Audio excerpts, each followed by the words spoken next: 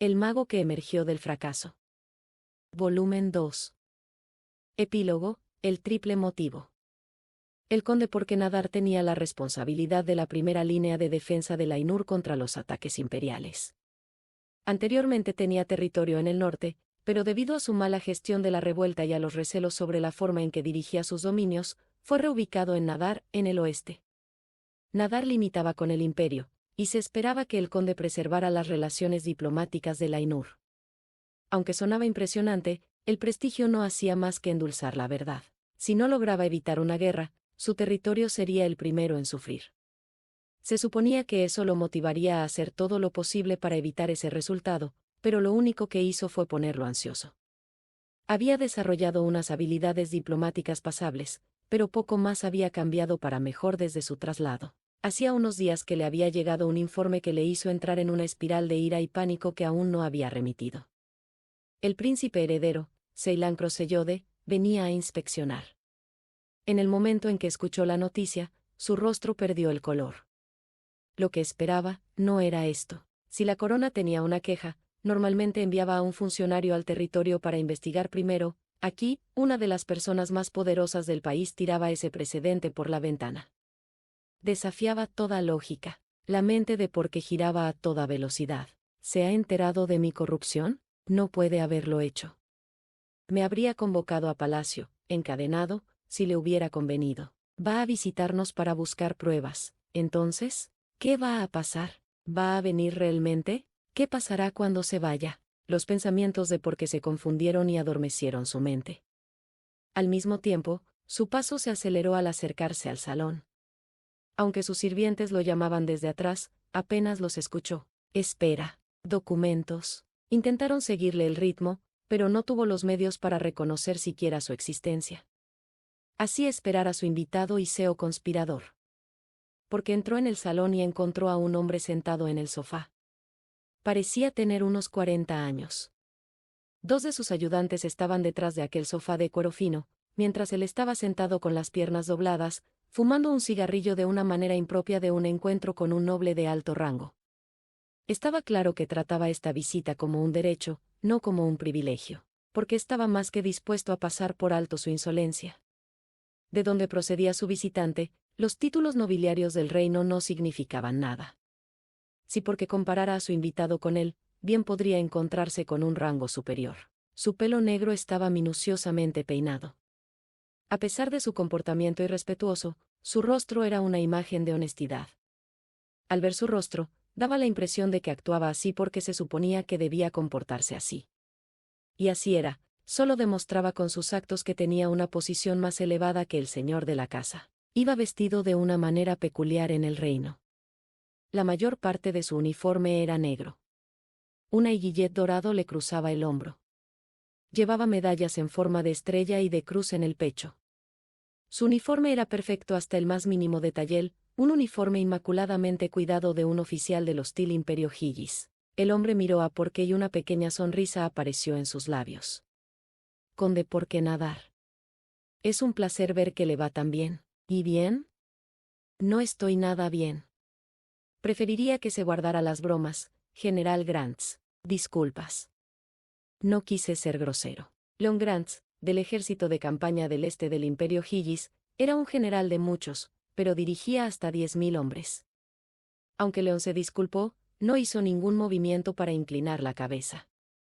El suyo era un aire de completa relajación, y eso molestó mucho a Porqué. Leon extendió la mano y preguntó, como si se tratara de su finca, ¿por qué no te sientas? Por supuesto, contestó Porqué, a pesar de que le molestaba el ataque a su orgullo. Se dejó caer en el sofá. Debes saber por qué te pedí que vinieras y leíste mi carta. El príncipe viene para una inspección. Sí. ¿En qué estará pensando ese mocoso? Si es tan inteligente como dicen, es probable que se haya dado cuenta de tu fechoría. ¿Cómo ha podido? Cubrí todas mis huellas. Ni siquiera los espías de la oficina de vigilancia tendrían una pista. Es cierto. Por lo que Leon había investigado, no había indicios de sospecha por parte de la oficina de vigilancia ni del gobierno en general. Porque siempre tenía cuidado de que no se sospechara de él, y en el momento en que pensaba que podía hacerlo, siempre sobornaba a las partes necesarias. Leon solo podía admirarlo por eso. Han cuidado bien de los funcionarios, pero la gente común es un asunto diferente. ¿Qué? Nuestras investigaciones revelaron agujeros en sus defensas. ¿No sabes que a los comerciantes de la calle les gusta hablar? Esas ratas. ¿Por qué escupió? León sonrió. Es perfecto, ¿no? Piensa en lo oportuno de todo esto. ¿Lo oportuno? Porque frunció el ceño y dirigió su atención a los documentos que León le envió antes de su reunión. Esos documentos establecían un plan para el futuro de por qué, y venían directamente del imperio. El plan era complicado. Como noble de Ainur, tenía el poder de destruirlo por completo si las cosas salían mal. Sin embargo, era evidente que porque no tenía otra opción que seguirlo. ¿Y este plan me garantiza una posición digna en el imperio? Preguntó por qué. Las palabras que salían de su boca nunca mostraban más que la preocupación por sus propios intereses y su autoconservación. León estaba harto de eso. ¿Por qué nadar? Un hombre corpulento con una voluntad débil, propenso a la irritación y a la reacción desproporcionada. Incluso ahora se removía y se mordía las uñas con inquietud. Así era como acababa siempre en cuanto algo no salía como él quería. León lo observó con una mirada fría. General Grants, no hay duda de ello. Su Majestad Imperial ya conoce su situación, ¿y se supone que debo creer en tu palabra? Necesito pruebas sólidas. No hay ninguna. Tal vez podría proporcionarle documentos, pero no hay manera de probar su validez. Estoy haciendo algo más que cometer una traición aquí. Estoy tirando mi territorio y mi título. León reprimió un suspiro. ¿Por qué este hombre era tan poco razonable? ¿No se daba cuenta de que esto era una consecuencia potencial de sus acciones todo el tiempo? No tenía más culpa de esto que su propia avaricia. No tienes ninguna obligación de seguir el plan si no lo deseas. Sin embargo, no creo que tengas otra opción que confiar en nosotros aquí, ¿verdad? GNGH. Si se descubren tus crímenes, lo perderás todo de todos modos, incluida tu vida. Te has puesto a nuestra merced precisamente porque no quieres que eso ocurra. ¿Estoy en lo cierto? El hecho de que León estuviera aquí ahora era una señal de que a por qué no le quedaban opciones. El príncipe era astuto. En el momento en que pusiera un pie en este lugar, los crímenes de por qué tenían garantizada su exposición. El único camino que no conducía a la muerte era traicionar a la corona y ponerse del lado del imperio. Dime lo que tengo que hacer a continuación. No hay prisa. Siempre hemos estado preparados para este resultado. De hecho, la participación personal del príncipe es una bendición. Todo lo que hay que hacer es seguir el plan tal y como lo discutimos al principio. Muy bien. Confío en que te encargarás de todo lo demás, por supuesto. En el momento en que porque salió de la habitación, León dejó escapar el suspiro agotado que estaba conteniendo. Había vivido toda su vida de acuerdo con valores honestos y firmes, y consideraba que porque no era más que un cerdo perezoso y codicioso. Más allá de sus escarceos en las relaciones ilícitas con el imperio, se había llenado los bolsillos pasando por alto tranquilamente los embargos al comercio de ciertas mercancías, en una clara traición a la familia real de Ainur. Ahora que sus crímenes estaban a punto de salir a la luz, se aferró al imperio, olvidando por completo todo lo que su propio país había hecho por él. A la primera señal de peligro, ya no le importaba el aspecto de sus acciones ante los demás. Sería difícil encontrar un ejemplo más perfecto de un noble corrupto. De alguna manera, todavía tenía un sentido del orgullo demasiado desarrollado. Aunque tratara de ocultarlo, era evidente el descontento que le producían las incertidumbres del plan mientras León le hablaba. Fue todo lo que León pudo hacer para no estallar en carcajadas. Durante un rato, León se sentó y dejó que el humo de su cigarrillo le despejara la cabeza. Le disgustaba tanto hablar con el cerdo grasiento que necesitaba un tiempo para recuperarse. Una vez que terminó su cigarrillo, se dirigió a una esquina del salón. A primera vista, ese lugar estaba vacío, pero al segundo siguiente, apareció una máscara blanca flotante. A continuación apareció la túnica azul oscuro de la figura, que parecía disolver la oscuridad que la rodeaba. Mientras los asistentes de León se pusieron rígidos ante el recién llegado, el propio León permaneció perfectamente tranquilo. La figura enmascarada se sentó frente a él. León empujó su cigarrillo en el cenicero y enarcó una ceja. Alúas. ¿Cómo fue eso? Has hecho bien. Esto es más que suficiente a cambio de mi altar de las tres paredes, declaró la voz de una mujer joven desde debajo de la máscara. Su voz la situaba en la veintena, si no en la adolescencia. Entre bastidores, la conversación entre Porqué y León nunca había sido sobre el trato que habían alcanzado, ni el acuerdo entre León y Aluas, sino un trato entre el Imperio y la organización de Aluas. A cambio de un nuevo tipo de hechizo defensivo, porque Nadar debía traicionar a Lainur. ¿Cuál es exactamente tu intención con todo esto?, preguntó León. ¿Por qué quieres destruir a este noble en particular? Me parece que pretendes iniciar una guerra. No hace falta que se lo diga, General Leon Grants. Esto es un acuerdo entre nosotros y Su Majestad Imperial. Pero, no puedes comprenderlo, ¿verdad? Ni como general. Ni como individuo. Por supuesto que no. La organización de Aluas no era un país hostil, ni una casa noble competidora, así que, ¿por qué iban a desear la caída de Porqué? Algo no cuadraba, y quería llegar al fondo del asunto. General Grants. Como miembro del ejército, seguramente sabe que debe seguir las órdenes de sus superiores. León emitió un gruñido sin compromiso. Como hombre honesto, no tenía respuesta. Un soldado era una sola rueda dentada en una estructura mayor. Si esa rueda dentada se moviera sola, toda la estructura se derrumbaría. El emperador ya había decidido sobre este asunto, así que, tanto si León descubría el significado que había detrás como si no, su curso de acción no cambiaría. Esto también es ventajoso para el Imperio, dijo, ¿no es así? León pudo escuchar la débil sonrisa detrás de su máscara. Bueno, estaba en lo cierto.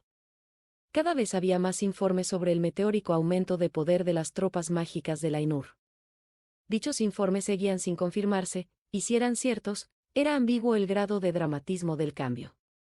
Tanto si los rumores eran ciertos como si no, el Imperio querría la nueva fuerza del reino para sí mismo de alguna manera.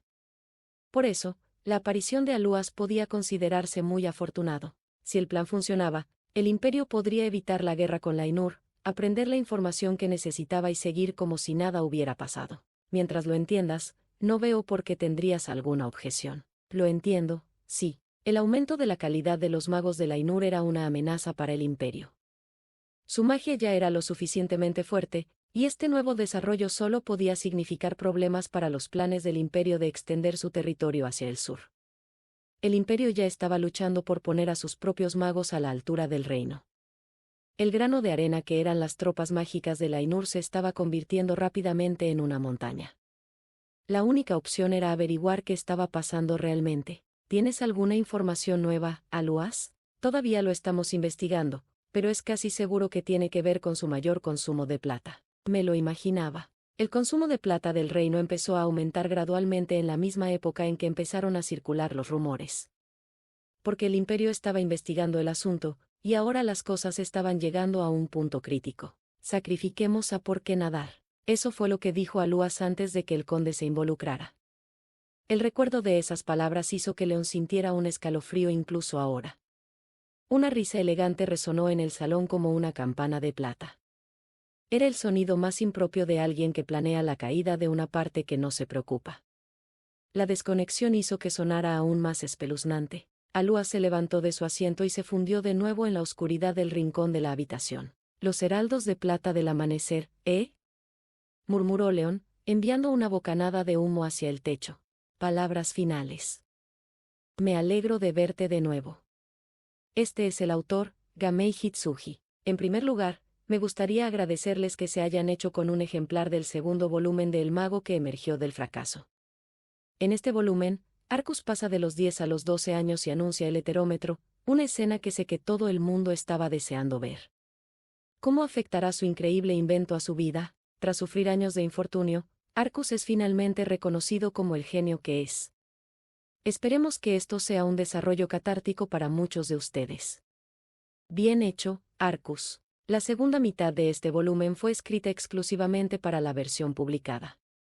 Está repleta de nuevos personajes y magia que nunca aparecieron en la novela web, así que creo que encontrarás mucho que disfrutar en ella, incluso si ya has leído la versión online. Por último, me gustaría dar las gracias a GC Novels, a mi editora K, a mi ilustradora Saika Fusimi, a mi empresa de corrección Oraido y, por supuesto, a todos mis lectores que me apoyan. Muchas gracias. Glosario. Kraib. El tío de Arcus, Kraib Avend, es un mago estatal. cuando Crave abandonó la Ainur para buscar un método para aumentar el éter, entrenó y desarrolló su magia, empezando por su hechizo Tsunami de Hierro. Está basado en una de las 10 fábulas de la primera entrega de las Crónicas Antiguas, el nacimiento del cielo y la tierra. El hechizo recrea el tsunami rojo que dio origen a las montañas de hierro. El rey Sinlu le otorgó su nombre debido a su capacidad para controlar libremente el hierro fundido, el nacimiento del cielo y la tierra. La primera de las Crónicas Antiguas, escrita en la lengua antigua, describe la creación del mundo y de toda la vida en él. Más que un simple relato histórico, describe los poderosos fenómenos naturales que crearon el mundo. Solo estudiando el texto completo se puede esperar crear un hechizo ofensivo del más alto calibre. En este relato se incluyen las famosas 10 fábulas. Se considera la segunda más difícil de descifrar de las crónicas, después de la profecía de las sombras, la era espiritual. La segunda de las Crónicas Antiguas, escrita en la lengua antigua. Ambientada en una época en la que el mundo aún era un caos, y la humanidad estaba amenazada por las fuerzas de la naturaleza y los demonios. Habla de los fantasmas gemelos Wechichain, que recorrieron el mundo para traer la paz. Se lee como una muestra de leyendas, folclore, epopeyas y cuentos de hadas del mundo de ese hombre. Incluye historias como los viajes de los fantasmas gemelos, la semana agrícola de Algol y las aventuras del caballero del muérdago, los magos pertenecientes a las casas nobles que poseen territorio en el sur de la Ainur. Las fuerzas mágicas lideradas por la casa Reiteft en el este favorecen la magia de fuego. Las del norte favorecen el agua, mientras que las del oeste favorecen el viento. Las casas mágicas del sur favorecen los hechizos basados en la tierra y la piedra que pueden manipular objetos físicos. Algunas de las casas del sur son la casa Rondiel, dirigida por el mago estatal Gastarque Rondiel, y la casa Lasrael, Arveston, una escuela privada de la Ainur que enseña magia. Como se dirige principalmente a los magos del sur y a su magia basada en la tierra, se asocia sobre todo con el sur y sus nobles. Produce regularmente un puñado de magos con talento, y muchos de los profesores del Instituto Real son graduados. Tipos de magia. Hay 3 tipos principales de magia. La magia ofensiva se utiliza para dañar al oponente, ya sea directa o indirectamente. La magia defensiva se utiliza para proteger al lanzador o a otro objetivo. Cualquier hechizo que quede fuera de estas 2 categorías se conoce como magia de apoyo. También hay hechizos que entran en varias categorías. Por ejemplo, un hechizo que es principalmente de apoyo pero que tiene propiedades ofensivas se llama magia de apoyo ofensivo. Los hechizos que son de naturaleza ofensiva y defensiva son magia ofensiva-defensiva. Los hechizos con elementos de los 3 se conocen como magia híbrida. Los mencionados no son los únicos tipos, existen varias familias diferentes de hechizos fuera de esta taxonomía. La clasificación de un hechizo suele depender de la intención de su creador, la Confederación del Norte. Una nación al norte de la Ainur formada por varios países más pequeños unidos. Su líder actual es Meifadar Nenes. Es aliada de la Ainur y se opone al imperio de Higis, como todos los vecinos del imperio. En la antigüedad se conocía como Alnorsase, éter templado, actualizado. El éter templado se utiliza para procesar la plata del hechicero, un material clave del heterómetro. Aunque no se puede utilizar para lanzar hechizos, su densidad permite realizar un poderoso ataque físico cuando se libera. Gon. Uno de los 6 elfos que aparecen en la era espiritual. También se le conoce como duende sepulturero. Lleva una larga túnica que le cubre la cabeza, que recuerda a Jack O'Lantern, alias Steenie Jack, del mundo de ese hombre, aunque con mucho más encanto. Aunque se le describe en las crónicas, existe como una figura sobrenatural en el mundo real. Aparece principalmente en los cementerios para limpiarlos de maleficios y llorar por las almas de los muertos. Es increíblemente amigable y odia a los gatos salvajes. Sus hechizos implican la manipulación del viento y la tierra. Ajedrez de batalla. Un juego de mesa que existe en el mundo de Arcus. Un pasatiempo con un amplio atractivo sin importar el estatus o la edad. Aunque el concepto es similar al del Soji, los nombres de las piezas son algo más sencillos, e incluye piezas inusuales como los magos. Maleficio. Un subproducto de la realización de hechizos que puede provocar el nacimiento de demonios. Los niveles más altos de maleficio se encuentran en los lugares donde se utiliza la magia con más frecuencia, y tiene tendencia a acumularse en lugares lúgubres y sucios, como los conductos de aguas residuales. El maleficio está hecho de los fragmentos de Artcliffe que surgen y se desvanecen después de que los efectos de un hechizo lleguen a su fin. Demonio del maleficio. Una enorme bestia que se crea cuando se juntan grandes cantidades de maleficios. Se alimenta de la energía negativa reunida por el maleficio. El demonio requiere un organismo biológico en su núcleo, alrededor del cual blande varios anillos de maleficios. Se dice que los demonios del maleficio fueron creados por la avanzada civilización mágica de antaño, pero los detalles precisos se han perdido en el tiempo. Plosividad. El nivel o la calidad de los conocimientos relacionados con las palabras. Cuanto mayor sea la losividad de un mago, más hábil será. Un mago con una losividad alta suele pasar más tiempo revisando sus hechizos, pero eso es solo porque tiene un mejor sentido de lo que hace que un hechizo sea efectivo. El mundo de Arcus fue creado a partir de las palabras, por lo que alguien que esté más familiarizado con el lenguaje es más valorado. Se dice que los que llegarán al verdadero significado del mundo son los que tienen una alta losividad. La nación marítima de Granciel. Una nación al sur de Ainur. Su lado sur da al océano y controla la mayor parte de esas aguas. Bárbaro Zan Grandon es el jefe de estado de la nación. Más que una nación marítima, llamarla nación pirata puede ser más acertado. Aunque técnicamente es una nación rival de Ainur desde hace mucho tiempo, la relación entre ambos países no es tan mala como cabría esperar. Fin del volumen 2. Gracias por escuchar, y nos vemos pronto con más de esta gran historia.